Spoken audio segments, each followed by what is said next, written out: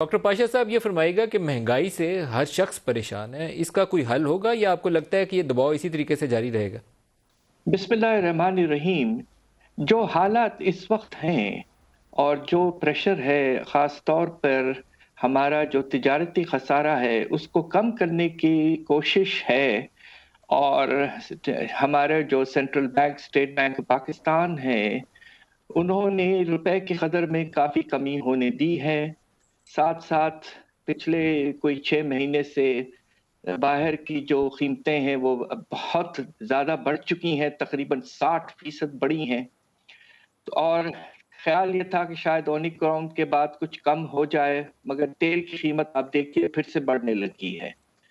تو جب دو چیزیں ایک ساتھ ہوں، باہر کی قیمتیں اونچے لیول پر ہوں اور بڑھ رہی ہوں، اور دوسری طرف روپے کی قدر میں کمی آ رہی ہو،